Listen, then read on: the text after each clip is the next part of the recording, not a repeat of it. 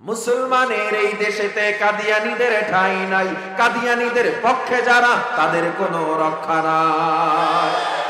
এই দেশেতে থাকতে হলে কোরআন মানতে হবে, কোরআন না মানলে সোনার বাংলা ছাড়তে হবে। জোর কদমে সামনে চলো, বজ্র কণ্ঠে আওয়াজ তোলো, সবাই মিলে একই তালে দাও না স্লোগান, নারায়ে তাকবীর, নারায়ে তাকবীর, দিন ইসলাম, দিন ইসলাম কায়েম হোক, কায়েম হোক। ইসলামের জন্য দেশের হয়েছে জন্ম, ইসলামের বিরুদ্ধে গেলে দেশ হবে ভিন্ন। ইসলামের বিরুদ্ধে যারা নিয়েছে অবস্থান, এই বাংলায় ঠাঁই হবে না, যাও হিন্দুস্তান। জোর কদমে সামনে চলো, বজ্র কণ্ঠে আওয়াজ তোলো, সবাই মিলে একই তালে দাও না স্লোগান, নারায়ে তাকবীর, নারায়ে তাকবীর, দিন ইসলাম, দিন ইসলাম কায়েম হোক, কায়েম হোক। কাদিয়ানীদের পক্ষে কারা কারা হাত উঠান, বুঝুক আর না বুঝুক উঠে গেছে। কাদিয়ানীদের পক্ষে আমরা নাই, শুধু এটা বললেই হবে না, কাদিয়ানীদের পক্ষে যারা তাদেরও কোনো রেহাই নাই, ঠিক কিনা জোরে বলেন। আমরা মুসলমান, বাংলার জমিন এই 92 থেকে 94% মুসলমানের জমিন। এই জমিন শাহজালাল ইয়ামিনীর জমিন, এই জমিন সৈয়দ ফজলুল করিমের জমিন, এই জমিন নেসার আহমদ সারসিনার পীর সাহেব হুজুর রহমাতুল্লাহ আলাইহির জমিন, এই জমিন শাহ সুলতানের জমিন, ফজলুল হক আমিনের জমিন। এই জমিনে নবী বিরোধী, ইসলাম বিরোধী কোন শক্তি থাকতে পারবে না। রক্ত দিয়ে হলেও প্রতিরোধ করব, কোন নাস্তিককে থাকতে দিব না।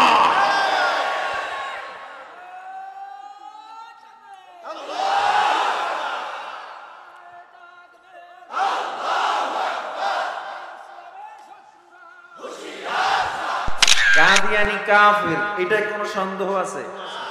আছে মনে হয়। কাদিয়ানীদেরকে যারা কাফের বলবে না, তারাও কাফের। ঠিক আপনারা আস্তে কইলেও ঠিক, জোরে কইলেও ঠিক। জোরে কন্যা ঠিক না বে ঠিক? কাদিয়ানীকে ওই পঞ্চগড়ের ইস্তেমা সরকার আপনি বন্ধ করেছেন, আপনাকে আমরা বাহবা জানাই। কিন্তু আমাদের ছোট্ট একটা আবদার, আমরা যে যেই দল করি না কেন, আমরা যে যেই মতের হই না কেন, আল্লাহর বেলায়, নবীর বেলায় আমাদের কোনো দলাদলি নাই, ঠিক কিনা জোরে বলেন। ওই কাদিয়ানীরা শুধু ইস্তেমা বন্ধ করলে চলবে না, কাদিয়ানীকে বাংলার জমিনে সরাসরিভাবে কাফের ঘোষণা করতে হবে। ও মুসলমান, আমাদের নবী বলেছেন, আনা খাতামুন নাবিয়্যিন লা নাবিয়্যা বাদি, আমি শেষ নবী, আমার পরে আর কোন নবী দুনিয়াতে আসবে না। এখন যদি কেউ নবী দাবি করে, সে মুসলমান না কাফের। জোরে কোন কাফের, কাফের, কাফের, কাদিয়ানী কাফের। আমরা সবাই এটা মানি তো? শুনেন, ঈমান যদি থাকে, আনা খাতামুন নাবিয়্যিন লা নাবিয়্যা বাদি হাদিসের উপরে ঈমান যদি আনতে হয়, কাদিয়ানীকে কাফের মানতেই হবে। বিন্দু পরিমাণ সন্দেহ থাকলে আপনার ঈমান চলে যাবে। গোটা বিশ্বের ময়দানের, বিশ্বের মুসলমান না জানে ইসলাম সন্ত্রাস নয়। আমরা কিন্তু জঙ্গিবাদী প্রশ্রয় দেই না, মুসলমান জঙ্গিবাদী পছন্দ করে না। কথা বলেন। ডাক্তারের ছুরি আর ডাকাতের ছুরি এক নয়। ইসলামের মানুষ যখন হাতে অস্ত্র নেয়, মনে করবেন জিহাদের জন্য অস্ত্র নিয়েছে, সন্ত্রাসীর জন্য নয়। আমরা মুসলমান। মুসলিমকে আজ ইয়েলো জার্নালিস্ট, যারা হলুদ মিডিয়া গোটা বিশ্বে প্রচার করতেছে মুসলমানরা জঙ্গিবাদী, মুসলমান নাকি জঙ্গিবাদকে উস্কে দেয়।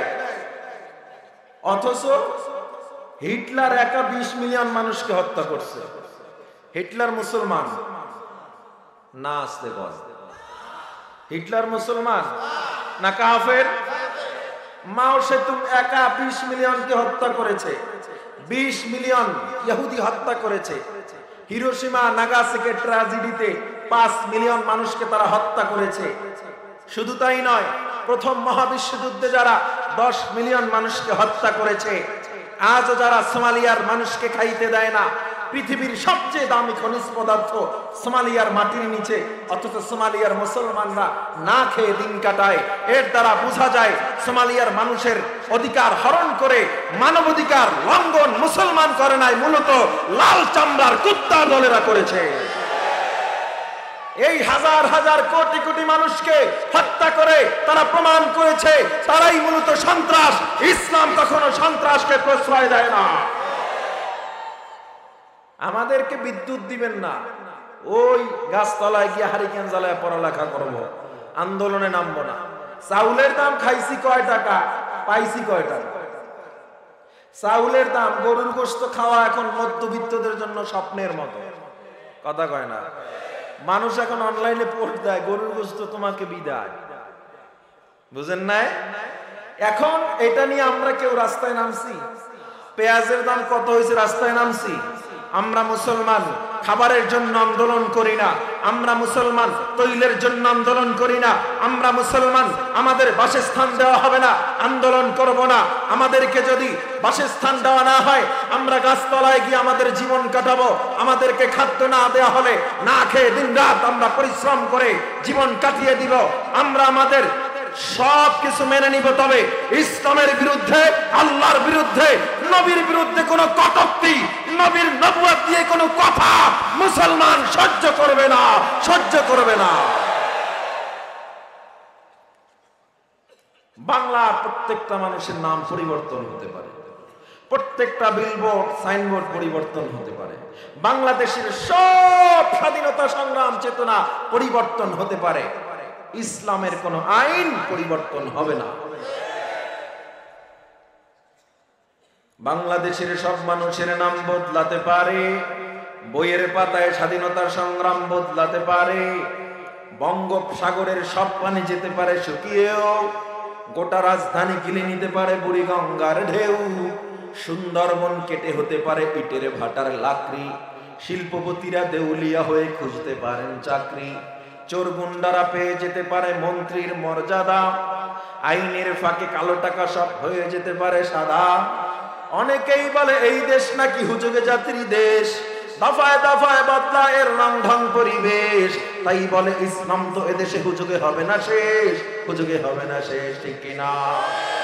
ইসলাম এ মাটির পরতে পরতে জনপদে ঘরে ঘরে, ইসলাম এ জাতির 90% মানুষের অন্তরে, ইসলাম নিয়ে কেউ ছিনিমিনি খেলে এমন শক্তি নেই, আর কিছু থাক না থাক এদেশে ইসলাম থাকবে, ঠিক কিনা? এই সব পরিবর্তন হইতে পারে।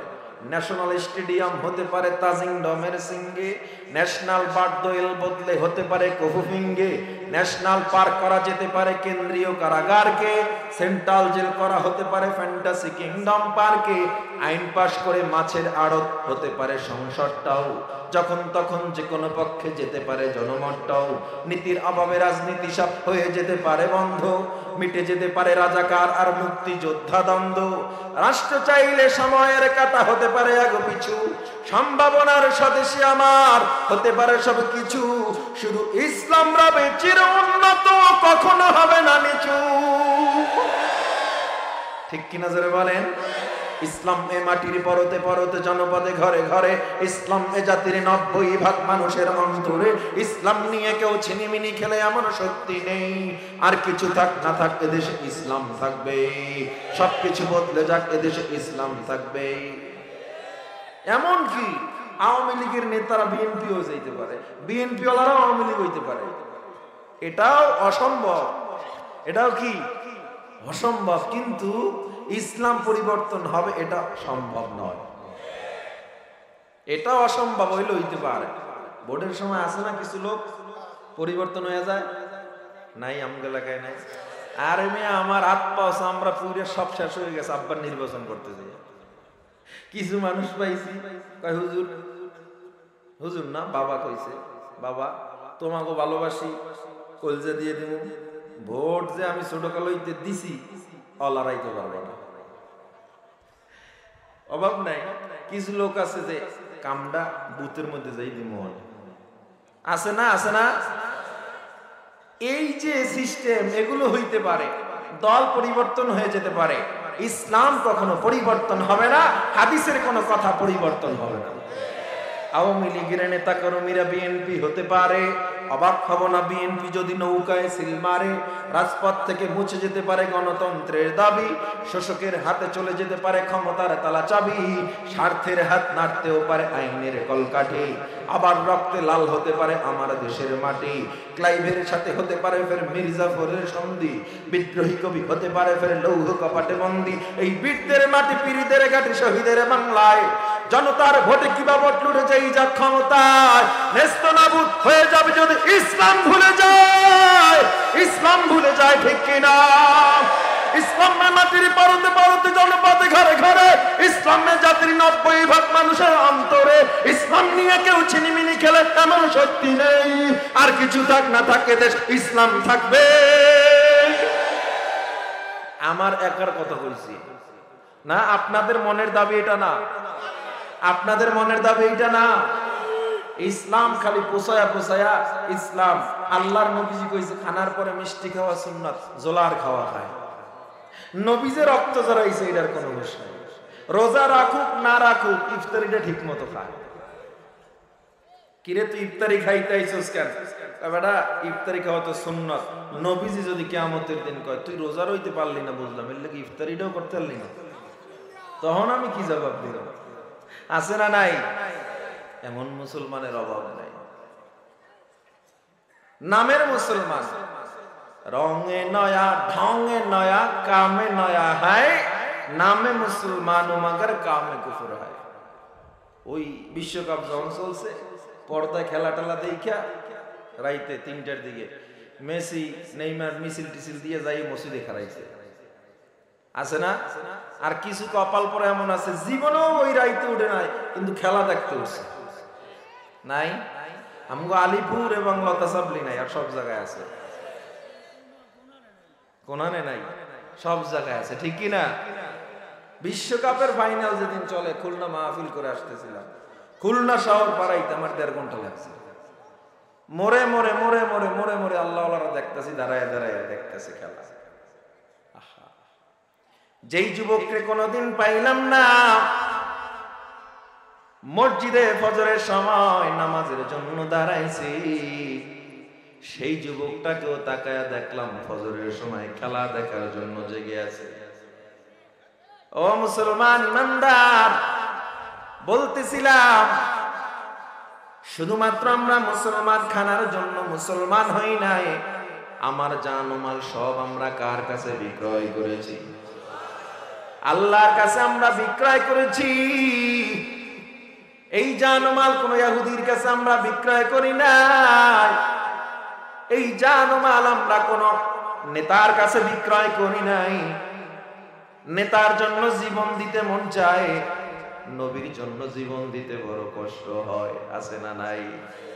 নেতার জন্য পাগল, ওই নেতাই ঠিক তোমার ঘরে চাউল লাগবে, ডাল লাগবে, খবরটা ঠিক মতো নেয় না। আপনার ঘরে আপনার মেয়ের বিয়ে হয় না, কয়জন নেতায় গিয়ে আপনার টাকা দিয়ে বিয়ে পড়ায় দিয়েছে? হাতে গোনা লাখের মধ্যে 2-1 জন। আমি মনে হয় অবাস্তব কথাগুলো বলতেছি। ও মুসলমান ইমানদার,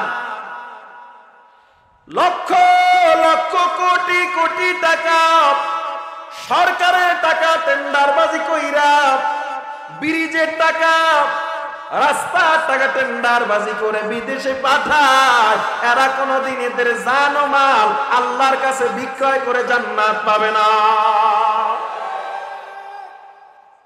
এই যে আজকে থেকে একটা আমরা কথা কই, চোর ধরে পিটাইবেন না। কি করবেন না?